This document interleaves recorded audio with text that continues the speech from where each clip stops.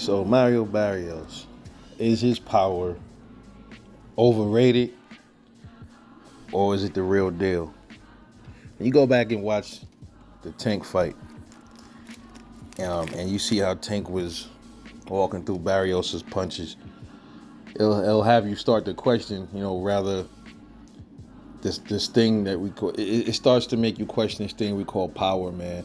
I think I'm gonna do a video on this one day about power because I'm starting to really think that power is just it's an overrated thing in boxing. I think power relates to who you're fighting. I'm starting to really think that because before he fought Tank, man, people were saying Mario Barrios got all this crazy power. He got power. He got power. But then you got to look at it, man. Like who were the people that he was like stopping and knocking out? Like how good were their chins or how good were they? You know, it makes you really think, man. It makes you think about this thing called power. Like, you can even talk about the guys that's known to be power punchers now, and you look at their resumes and look at all the people they knocked out before they started having problems, and then you'll start questioning this whole thing called power.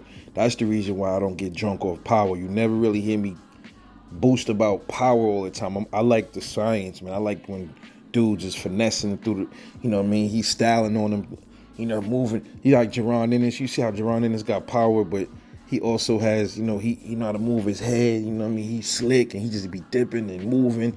That's what I like about. But I like watching fighters like that. And it's not just a straight come forward and just bang you up.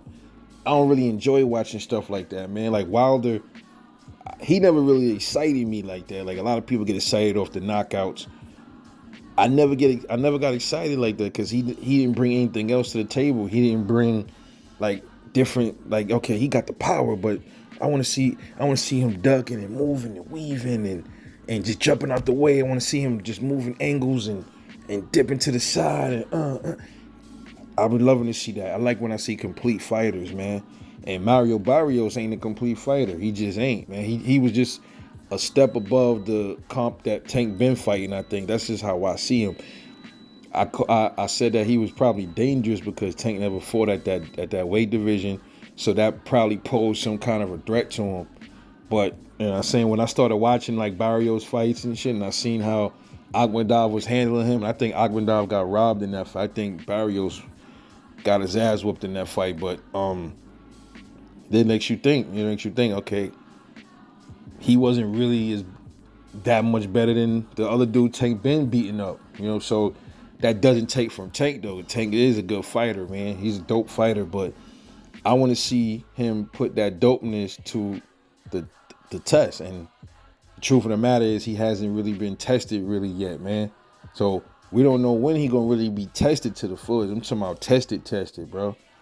But Mario Barrios, man, make you think, was his power really overrated or was it what people said it was? So what you think about this, man? Let me know what you think about Mario Barrios. Is his power for real? Is it, was it just hyped up? Because I never heard nothing about Mario Barrios' power before this Tank fight. Like before this fight was announced, then I started hearing about Mario Barrios. Then I started hearing about he has all this power, but I never heard nothing about this power before this Tank fight even came to, like before it even came into thought. You know what I'm saying? I barely even heard of Barrios. You know what I mean? But let me know what you think about that, man. Drop a comment, like and subscribe. Catch y'all later. Peace.